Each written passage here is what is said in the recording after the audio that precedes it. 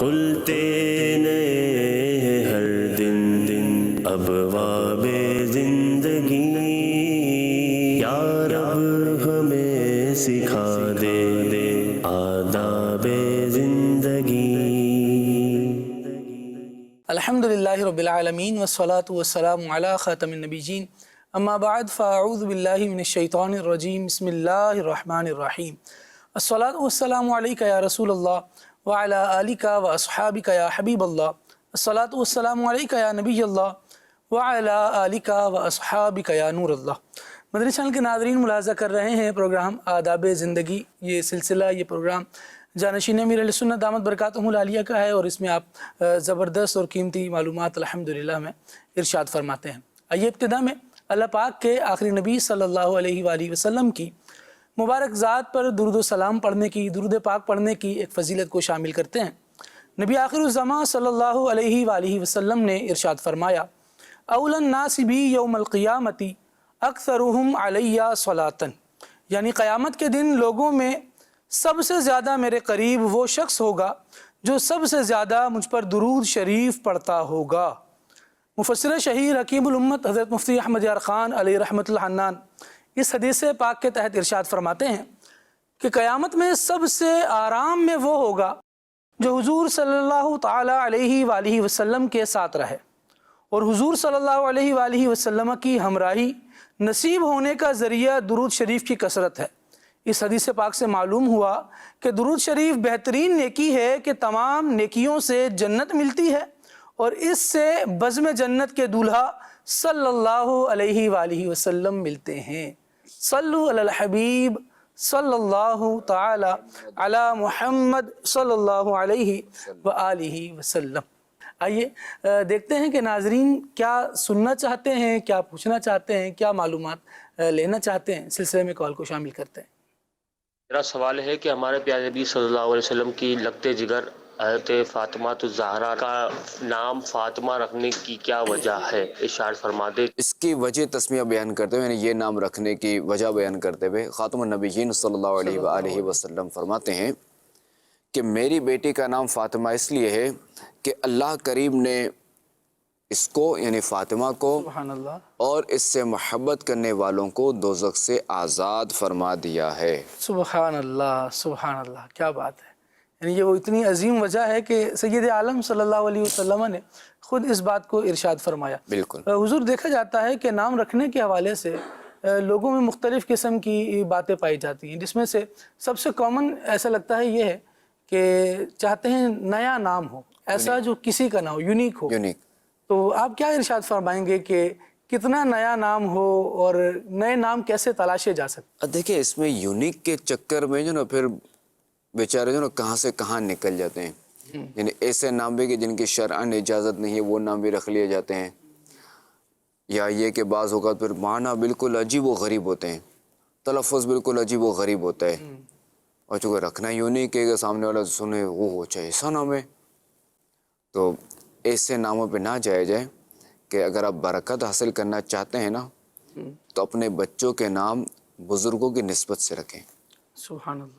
انبیاء کرام کی نسبت، صحابہ کرام کی نسبت، سرکار صلی اللہ علیہ وسلم کے کتنے نام ہیں، اسی طرح بچیوں کے نام جو ہے وہ جو خواتین اسلام ہیں ان کے نام پہ رکھیں، جیسے صحابیات ان کے نام پہ رکھے جائیں، اور جو ہے وہ اور بھی ہیں اولیاء کرام گزری ہیں کہ ان کے نام پہ رکھیں تاکہ برکت حاصل ہو، سبحان اللہ۔ یونیک کے چکر میں نہ جائے جائے۔ نام مکتبۃ کا المدینہ شخصیت نے جو نا وہ ایک نام رکھنے کے احکام کتاب شائع کیے، صحیح، اور مکتبۃ المدینہ سے حاصل کی جا سکتی ہے، اس میں کئی نام مل جائیں گے۔ میں یہ عرض کرنا چاہ رہا تھا کہ نام رکھنے کے شخصیت پر جس طرح آپ نے ارشاد فرمایا کہ برکت حاصل کی جائے، تو کیا اس کا اثر پڑتا ہے اگر کسی برے نام پر نام رکھ لیا جائے تو وہ صفات آ جاتی ہیں، یا کیا ہوتا ہے ایسا؟ یہ تو ذہن میں نہیں ہے، البتہ یہ ہے کہ بیماری کے نام سے کوئی تعلق نہیں ہے۔ ہاں، یوں بھی تو ہے کہ لوگ کہتے ہیں کہ ہاں، یہ نام رکھا ہے تو بچہ تو یہ نام بھاری ہے تو اس لیے بیماری ہو رہی ہے، یا بچہ جو نا بیمار ہو رہا ہے تو فلاں نے کہا کہ اس کو تبدیل کر دو۔ اب نبی کے نام پہ نام رکھا ہوا ہے، اب کہاں سے بیماری ہے کہ بزرگ بیمار تو اب کیا زندگی میں نام ہی تبدیل کرتے رہیں گے؟ دوائیاں تو تبدیل ہوتی ہے، نام تھوڑی تبدیل ہوتا ہے، صحیح، نام تو ایک ہی بار ہوتا ہے، علم ہے نا نام، علم پہچان ہے. اب پہچان بننے کے بار بار تبدیل نہیں ہوتی. ماشاء اللہ. ہاں خدا نہ خواستہ کو جسم میں کوئی ایسا، جیسے کسی کا خدا نہ خواستہ کوئی ہاتھ کٹ گیا یا پاؤں کٹ گیا تو ایک پہچان، ایک نئی پہچان بن جاتی ہے، وہ بھی اجنبی کے لیے. ورنہ جو قریبی ہیں، جو جانتے ہیں، ان کے لیے نہیں، ان کے لیے تو وہی پہچان ہے. وہ نام سے ہی پکارتے وہ ہیں. نام سے ہی پکارتے ہیں، نام سے ہی پہچانتے ہیں. جب بھی تعارف ہوگا نام سے ہوگا، جب بھی پیچھے اس کے جو نا وہ غیبت میں تذکرہ ہوگا، اس کے یعنی کیا کہتے ہیں پیچھے سے تذکرہ ہوگا تو نام ہی سے ہوگا. نام اچھے بھی رکھے مدری چینل کے ناظرین، اچھے ناموں کی برکت نصیب بھی ہوتی ہے، یہ ہمیں سیکھنے کو ملا. آئیے مزید کال شامل کرتے ہیں. میرا سوال ہے حضرت سیدنا علی رضی اللہ تعالیٰ عنہ کی قرآن فہمی کے بارے میں کچھ بیان ارشاد فرما. حضرت علی المرتضیٰ شیر خدا رضی اللہ تعالیٰ عنہ بڑا زبردست رہا. پہلا نام حضرت سیدہ فاطمہ زہرا رضی اللہ تعالیٰ عنہ کا ہوا. اب مولا کائنات علی المرتضیٰ کا تذکرہ خیر انشاءاللہ. دیکھیں مسلمانوں کے چوتھے خلیفہ مولا مشکل کشا علی المرتضیٰ رضی اللہ تعالیٰ عنہ کو اللہ تبارک و تعالیٰ نے جو ہے وہ بہت علم عطا فرمایا تھا. سبحان اللہ. بے شمار جو ہے نا وہ ان کو کیا کہتے ہیں کہ ایسی یعنی عقل عطا فرمائی تھی کہ آپ رضی اللہ تعالیٰ عنہ خود فرماتے ہیں کہ میں اگر چاہوں تو صرف سورہ فاتحہ کی تفسیر میں 70 اونٹ بھر دوں. اللہ. یعنی 70 اونٹ سے مراد ہے کہ اتنا میں لکھوں کہ 70 اونٹ جو ہے اسے اٹھائیں. اللہ تعالیٰ نے ان کو اتنا نوازا تھا. سبحان اللہ. سبحان اللہ. کیا بات ہے. یہ قرآن فہمی کی ایک جھلک گویا ہے. بالکل. اور دیکھا جاتا ہے کہ وقتاً فوقتاً آپ رضی اللہ تعالیٰ عنہ کی زندگی میں بھی حضور لوگ آتے تھے، آپ سے مسائل حل کرواتے تھے، آپ سے فیصلے کروایا کرتے تھے. مجتہد تھے سبحان اللہ. حضرت علی رضی اللہ تعالیٰ عنہ. آپ رضی اللہ تعالیٰ عنہ فرماتے ہیں کہ مجھے ہر آیت کا جو ہے نا وہ شان نزول اور یہ سب مجھے پتہ ہے. سبحان اللہ. سبحان اللہ. مجتہد کے لیے بھی ضروری نا کہ آیت قرآن کا شان نزول پتہ ہونا چاہیے، معنی پتہ ہونا چاہیے. عام ناظرین کے لیے آپ کیا ارشاد فرماتے ہیں کہ کیسے قرآن مجید سمجھیں کہ قرآن کیا کہہ رہا ہے؟ آپ دیکھیں کہ ہم جو وہ خود ہم ترجمے سے نہیں سمجھ سکتے، صحیح. اس کے لیے تفسیر ضروری ہے. اب آپ لے لیجئے کہ لفظ صلاۃ، ان الصلاۃ کانت علی المؤمنین کتابا موقوتا. ان الصلاۃ کہ بے شک نماز جو ہے وہ مومنوں پر جو نا وقت باندھا ہوا فرض ہے. ٹھیک ہے. اب یہاں ان الصلاۃ کیا ہے؟ صلاۃ. ٹھیک ہے. ابھی آپ خالی عربی پہ رہیں، ابھی آپ نماز کا ترجمہ نہ کریں فی الحال، صرف عربی کو آپ دیکھیں. اچھا، ان اللہ و ملائکتہ یصلون علی النبی.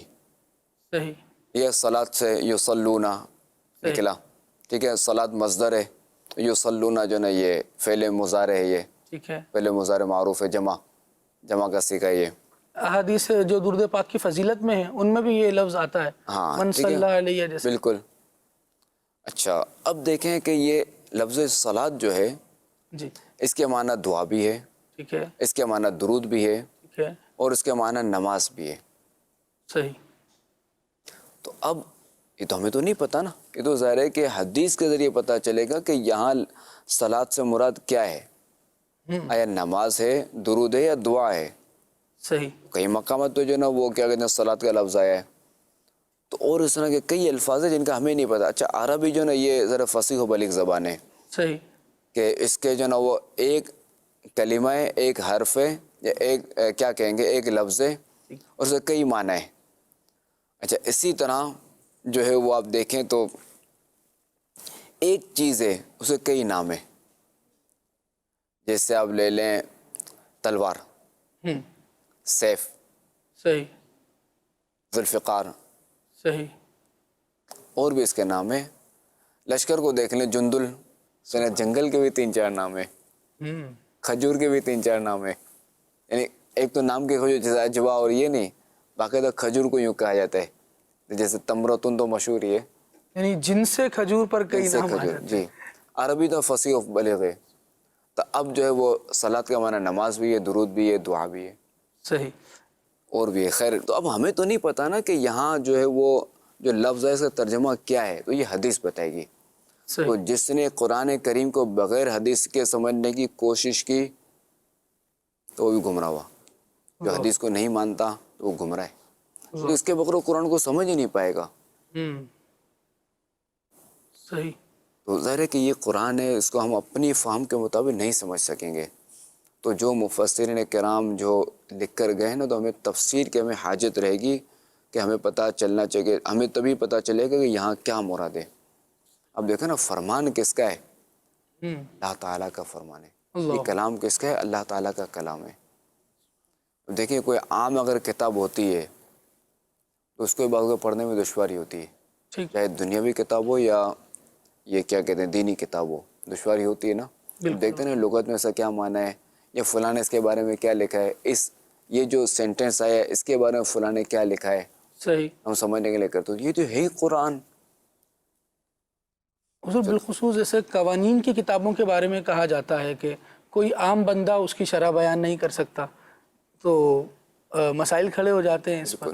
ایسے ہی جس بھی فیلڈ کے بارے میں ہے، میڈیکل سائنس سے اگر کوئی پڑھنے والا ہے تو جو میڈیکل سائنس کے اچھے افراد ماہرین ہوں گے وہی اس کی لاجکس یا وجوہات وغیرہ بیان کر رہے ہوتے ہیں۔ ہم نہ کسی کو اینٹی بائیوٹک کون سے کھلا دے گا، نہ کسی کو کون سے کھلا دے گا، ٹھیک، وہ خود ہی کیا کھا لے گا، اللہ اکبر، کام ہو جائے گا۔ چلو وہ تو چلے کہ وہ جسمانی مسئلہ ہے، یہاں تو ظاہر ہے کہ کوئی اس نے ایسا عقیدہ رکھ لیا غلط سمجھ کر تو بھی مسئلہ۔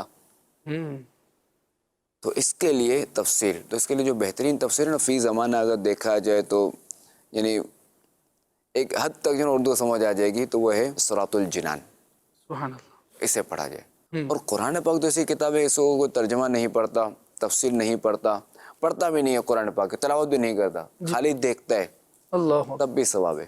سبحان اللہ، سبحان اللہ، ہاتھ لگایا، واہ، چھوا، تب بھی ثواب ہے۔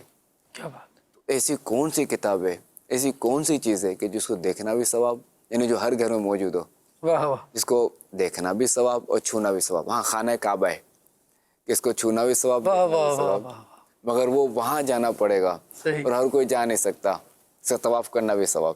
سبحان اللہ، سبحان اللہ، تو قرآن پاک جو نا، یہ اللہ تعالیٰ نے ہمیں ایک ایسی نعمت عطا فرمائی اپنے کلام کی، ایسا ایسی نعمت ہے کہ ہر مسلم کے گھر میں یہ تشریف فرمائے۔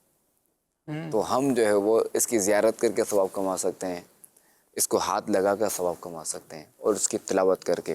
خیر، ہمیں جو ہے وہ قرآن پاک کی تلاوت کرنی چاہیے، اور اس کو سمجھ کر پڑھنے دو، بات ہی کچھ اور ہے۔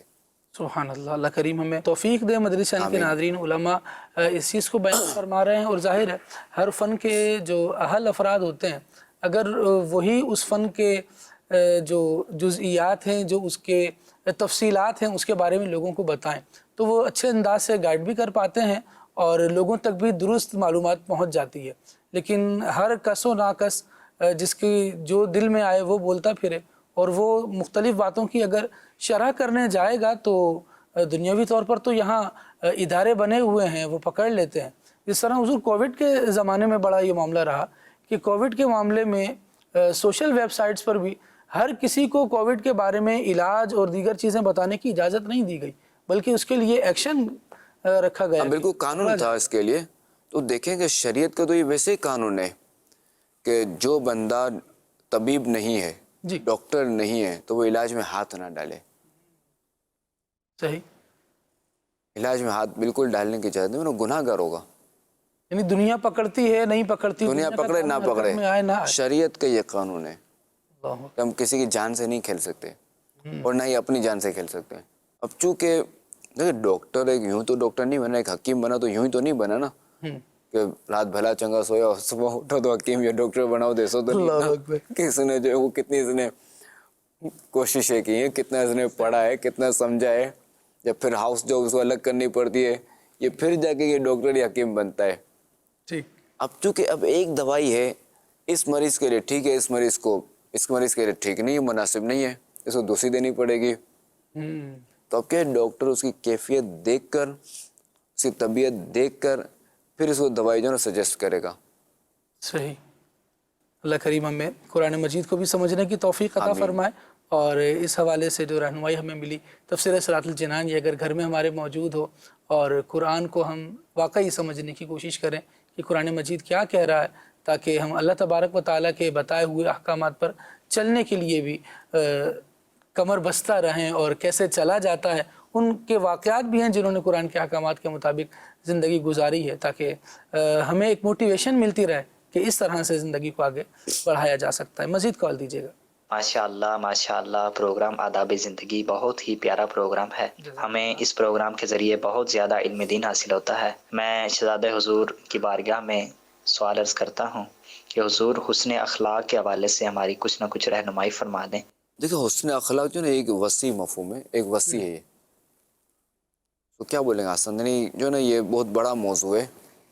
اب ایک تو یہ کہ بندہ جو نا مسکراتا رہے اور سب سے مسکرا کر ملے، پر تپاک انداز سے ملے، تو یہ بھی حسن اخلاق میں اور اچھے طریقے سے ملتا ہے یار، یہ بڑا یار. اور ایک یہ بالکل اچھے بولنے والا، اچھے طریقے سے بات چیت کرے، تو یہ بھی حسن اخلاق میں آتا ہے. اس کے گھر گئے تو اس نے اچھی طرح سے آؤ بھگت کی اور اچھے طریقے سے رخصت کیا، یہ بھی حسن اخلاق میں آتا ہے.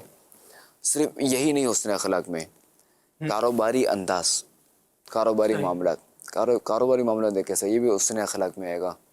گھر میں کیا سلوک ہے، یہ بھی حسن اخلاق میں آئے گا.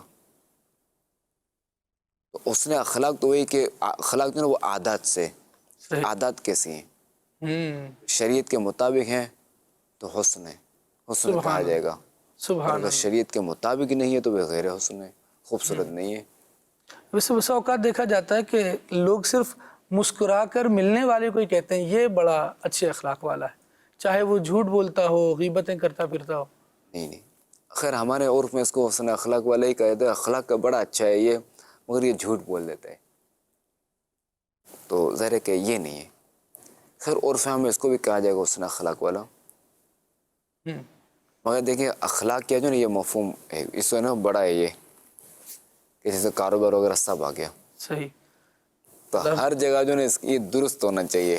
ٹھیک ہے، یعنی وہی آپ کی بات سے جو چیز ایک خاص طور پہ سمجھ میں آئی کہ اخلاق کا اگر یہاں پر ترجمہ ہم عادات کر لیں، عادات ساری جگہ، عادات میں سب کچھ آ جائے گا. بالکل ماشاءاللہ. بالکل. مزید کال دیجیے. میرا سوال یہ ہے، اگر کوئی قرآن پاک کی تلاوت کرتا ہو مگر اس کے معنی وغیرہ نہ جانتا ہو تو کیا اسے ثواب ملے گا؟ جی ہاں بالکل ثواب ملے گا، چونکہ قرآن کو چھونا عبادت، دیکھنا عبادت اور پڑھنا عبادت. مگر یہ کہ پڑھائی میں یہ کہ مخارج درست ہوں. حدیث پاک میں ہے نا کہ اقرؤ القرآن بلحون العرب، کہ قرآن کو عربی لب و لہجوں میں پڑھو. سبحان اللہ. مخارج کو درست کرنے کے لیے کیا کریں؟ ہاں مخارج کو درست کرنے کے لیے یہ کہ وہ دعوت اسلامی کے تحت جو دعوت اسلامی کے جو مدرسۃ المدینہ بالغان ہوتے ہیں نا، ان میں داخلہ لیجیے. 40 منٹ کا یہ ہے، اس میں صحیح مخارج کے ساتھ قرآن پاک پڑھنا سکھایا جاتا ہے فی سبیل اللہ. بچوں کو بھی داخل کروائیں مدارس المدینہ میں. اور دوسرا یہ کہ اگر کوئی آ نہیں سکتا فزیکلی تو پھر یہ کہ آن لائن کی ترکیب کر لیں. فیضان آن لائن اکیڈمی جو ہے نا، اس میں وہ داخلہ لینے، یہ فیس والا ہے. ٹھیک ہے. آپشنز بہرحال دعوت اسلامی کی طرف سے موجود ہیں، اور سیکھنے کا جذبہ ہمارے اندر موجود ہونا چاہیے. یہ جذبہ ہوگا تو پھر انشاءاللہ مختلف آپشنز کی طرف بڑھتے رہیں گے. مزید کال دیجیے گا. آپ سے سوال عرض یہ ہے کہ کیا امام حسن رضی اللہ تعالیٰ عنہ ہم شکل مصطفیٰ تھے؟ حضرت انس بن مالک رضی اللہ تعالیٰ عنہ فرماتے ہیں کہ میں نے جو ہے امام حسن رضی اللہ تعالیٰ عنہ سے بڑھ کر کسی کو بھی ہم شکل مصطفیٰ نہیں پایا. سبحان اللہ، سبحان اللہ. امام حسن رضی اللہ تعالیٰ عنہ کا نام کس نے رکھا؟ خاتم النبیین صلی اللہ علیہ وآلہ وسلم. صلی اللہ علیہ وآلہ وسلم. واہ، یہ نام رکھنے کا اثر تھا حضور، کیا کہیں گے؟ دیکھیں وہ سرکار صلی اللہ علیہ وسلم کے پھر تو وہ شبر بھی ان کا نام. سبحان اللہ. اور امام حسین کا شبیر، شبیر جو ہمارے یہاں جس کو شبیر بولتے ہیں، شبیر کہتے ہیں. ٹھیک. شبر شبیر، شبر حسن شبر، صحیح، حسین شبیر. ماشاءاللہ. مزید کال دیجیے. میرا سوال یہ ہے کہ اگر سگا بھائی زکوٰۃ کا مستحق ہو تو اس کو زکوٰۃ دے سکتے ہیں؟ ہاں جی، اگر سگا بھائی اگر مستحق ہے یا سگی بہنیں، خالہ پھوپھی وغیرہ ہیں تو ان کو بالکل دے سکتے ہیں، جب کوئی ہاشمی یا سید وغیرہ نہ ہو یا وہ نہ ہو، اپنے علوی نہ ہو، تو ان کو بالکل زکوٰۃ دے سکتے، بلکہ زیادہ ثواب ملے گا، صلہ رحمی کا بھی ثواب ملے گا. حضور آپ نے ارشاد فرمایا کہ یہ اپنوں کو دینے میں زیادہ ثواب ملے گا. بالکل. کیوں؟ صلہ رحمی، صلہ رحمی بالکل. کیونکہ دعوت اسلامی بھی کہتی ہے نا یہی کہ پہلے آپ جو اپنے قریبی رشتہ داروں میں دیکھیں کہ جو زکوٰۃ کے حقدار ہیں، جو بیچارے غریب ہیں زکوٰۃ کے حقدار ہیں، پہلے آپ ان کو زکوٰۃ دیں. کہ ثواب اس میں زیادہ، جو دعوت اسلامی جو ہے وہ ثواب کمانے کا ذہن دیتی ہے، تو ثواب آپ جو ہے نا وہ ان کو دیں زکوٰۃ، وہ ثواب زیادہ کمائیں. अभी तो देखो ना दाऊद इस्लामी, देखो कितनी फल फूल रही है, क्या बात, बरकत है क्या बात है। कि हम अल्लाह की रज़ा हासिल करें, अल्लाह मुसब्बिबुल अस्बाब है। सुभान अल्लाह, सुभान अल्लाह, अल्लाह करीम बरकत दे। क्योंकि दाऊद इस्लामी को ज़रा कि अतियात की तो ज़रूरत है, फ़ंड की तो ज़रूरत है, इसका इनकार नहीं। तो हमें उन्होंने फरमाया दे ठीक है, अब उनको ज़कात दे दें सवाब का, और हमें नफली सदक़ात दे दें। सुभान अल्लाह, सुभान अल्लाह। ज़कात से भी मदद की जाए। अच्छा हुज़ूर, ये भी इरशाद फरमाएं इस हवाले से कि जैसे बाज़ लोगों का होता है यार, पता है ये रिश्तेदार है ना, हमें पता है इसको अगर ज़कात दे दी तो ये क्या करेगा, ये फजूल खर्ची में उड़ा देगा, हम इसके गुज़र-औक़ात के लिए पैसे दे रहे हैं ज़कात के, तो ये तो उसके अच्छे अच्छे कपड़े पहन लेगा, इनके तो जनाब फ़ास्ट फूड आइटम आना शुरू हो जाएंगे, ये ऐसे उड़ा देगा, लिहाजा यहाँ नहीं दे रहे, कहीं ऐसे देते हैं जहाँ पर सदका जारिया हो जाए। तो क्या किया जाए, ऐसों को क्या जाए? देखिए, अगर करीबी रिश्तेदार है और वो ज़रूरतमंद है, अब ज़रा ऐसा तो नहीं है ना कि हर बारी फास्ट फूड ही खाएगा, ऐसा तो नहीं है। हर बारी अच्छे कपड़े पहनने का वो भी हकदार है, सही, पहन सकता है, शरीयत ने तो मना नहीं किया ना। ठीक है, आप अपने फ़र्ज पर अमल करें, आपने ज़कात दादा तो कर दी, बस ख़त्म, तो वो जो भी करे। अलबत्ता अगर ऐसे हो ना, यानी ज़रूरी नहीं कि ऐसा हो, ये शैतान का वसवसा होता है। अगर ऐसा हो ना कोई करीब रिश्तेदार, तो उसको इतनी ज़कात दे दी जाए कि वो खुद अपने पाँव पे खड़ा हो जाए, कोई कारोबार वगैरह कर ले, इतनी रकम दे दी जाए ताकि आइंदा साल जो ना ये खुद ज़कात निकाले, सुभान अल्लाह, ये कर दिया जाए। और ऐसे हैं वाक़यात कि इस साल जिनको ज़कात दी, अगले साल वही बंदा ज़कात निकाल रहे। वाह वाह वाह। या ये है कि ऐसा भी हुआ कि जैसे इस साल ज़कात दी, अब अगले साल ये ज़कात का हकदार नहीं है, मगर उससे अगले साल वो ज़कात निकाल रहे, तो हम दें तो इतना दें, उसको पाँव पे खड़ा कर दें, यानी उसको मोहताज ना रहने दें। हुज़ूर, ज़कात के मामले में देखा जाता है कि बाज़ अफराद का यूँ भी होता है कि हमारी ज़कात बंधी हुई है, फ़लाँ को जाती है तो फ़लाँ को ही जाएगी। वो मुस्तहिक रिश्तेदार थे या कोई ऐसा बंदा था जो जब शुरू में देना शुरू की थी तब तो वो मुस्तहिक थे, लेकिन फिर वो बंध ही गई तो वहीं जाती है, चाहे वो बड़े हो गए। नहीं, मुस्तहिक होना ज़रूरी है, मुस्तहिक होना ज़रूरी है, क्योंकि ये देखिए ज़कात भी शरीयत ने फ़र्ज़ की है, और शरीयत ने इसका रूल रखा है कि ये फ़र्ज़ कब अदा होगा, कहाँ अदा होगा। सही, जब आप उसको मुस्तहिक को देंगे। शरीयत ने नमाज फ़र्ज़ की है, ठीक है, तो इसने ज़ाहिर है कि वो जिस मुसल्ले पे नमाज़ पढ़ रहा है, सही, वो मुसल्ला अगर नापाक हुआ तो नमाज नहीं होगी, पूरा अगर नापाक है तो नमाज नहीं होगी। यही है कि वो आज़ाए सुजूद ये भी नापाक है तो भी नमाज नहीं होगी, यानी मुसल्ले पे। तो शरीयत ने क्या रखी है, कैद रखी है ना, कि नमाज फ़र्ज़ भी की है, और यही बताया कि कैसे ये फ़र्ज़ अदा होगा। जैसे ज़कात फ़र्ज़ है तो ये पूरा फ़र्ज़ कैसे अदा होगा, तो ये तो ज़ाहिर है कि हमें देखना पड़ेगा कि अब अगर वो मुस्तहिक नहीं है तो फिर ज़ाहिर है कि अगर ऐसी सूरत है कि यार अब इतने अर्से से देते हुए आ रहे हैं, अगर कि मुस्तहिक नहीं है, तो अगर छोड़ते हैं तो फड्डा होगा, कोई मसाइल होंगे, तो ठीक है ज़कात मुस्तहिक को दे, उसको नफली सदक़ात दे दे शरीयत की रहनुमाई में, वरना वो रिश्वत में ना जाए या कोई ऐसा मसला ना हो। मगर ज़कात तो ज़ाहिर है कि वो मुस्तहिक ही को देनी पड़ेगी, इसके अलावा उसका कोई हल नहीं है। इससे अगर हमने ज़कात दे दी और उसने मना नहीं किया, उसको चाहिए ना मना कर दे, उसने अगर ले ली तो फिर तो हमारी अदा हो जानी चाहिए। एक आम जहन में ये सवाल भी आता है।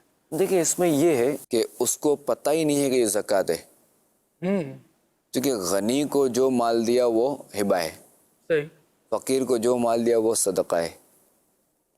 तो अब अगर फ़कीर को ये माल दिया, कुछ भी रकम वगैरह दिया कि हमारे दिल में ये कि ज़कात है ये, तो उसको बोलना तो ज़रूरी नहीं कि ज़कात है ये, सही, उसकी ज़कात अदा हो जाएगी। अब उसने तहर्री की, वो दे रहा है, उसको पता ही नहीं है, तहर्री वो कर रहा है, करिए इस दो ज़कात का हकदार है, तो उसकी ज़कात अदा हो गई। ठीक, अलबत्ता तफ्तीश करते रहना चाहिए। बाज़ कहते हैं ना, वो रहन सहन से भी पता चल जाता है, चाल ढाल से भी पता चल जाता है कि पहले चाल ढाल क्या थी और अब क्या है। फिर ऐसा लगता है कि यार अब ये जो है ना, लगता है ज़कात का हकदार नहीं, चूँकि सब ये चीज़ भी है, ये चीज़ भी है, यूँ भी है, यूँ भी है, तो ये बंदा अंदाज़ा लगा ले और फिर पूछ ले। सही, ज़कात अदा कर रहा है तो फ़र्ज़ है ना, फ़र्ज़ अदा कर रहा है, बिल्कुल, और फ़र्ज़ इस पर है तो इसके अहकाम सीखना भी, इसके अहकाम सीखना भी ज़रूरी है। अब ये ना देखे ना कि एक बंदा जो है ना वो ایک تو نفس کو مار رہا ہے, جو پیسے نکالنا آسان تو نہیں ہے, ٹھیک ہے. نفس کو ایک تو مار بھی رہے اور یہ جو ہے پیسے ادا بھی نہ ہوئے. تو اب ظاہر ہے کہ اللہ کی رضا ہے نا زکوٰۃ دینے میں, تو ظاہر ہے کہ یہ اس رضا پر عمل کرتے ہوئے جو اس کا طریقہ ہے اس کے مطابق ادا کرے. صحیح. باقی یہ اللہ پہ چھوڑ دے. اس نے بس قانون پر عمل کر لیا, بس ختم, اب یہ بری ہے. مثال کے طور اس نے تحری کر لی, صحیح. اس نے تفتیش کر لی, تفتیش کر لی یا تحری کر لی, اب اس کی تفتیش غلط نکلی تھی, اس کی تحری غلط نکلی تھی, تو یہ بری ذمہ ہے, اس سے زکوٰۃ ادا ہو جائے گی. صحیح. اس شریعت نے کتنی آسانی رکھی.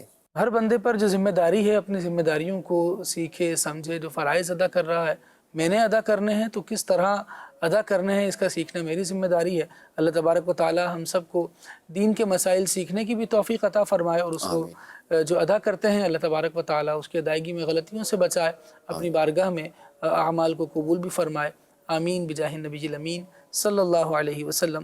صلو علی الحبیب صلی اللہ علیہ محمد صلی اللہ علیہ وآلہ وسلم. کھلتے نئے ہر دن ابواب زندگی, یا رب ہمیں سکھا دے آداب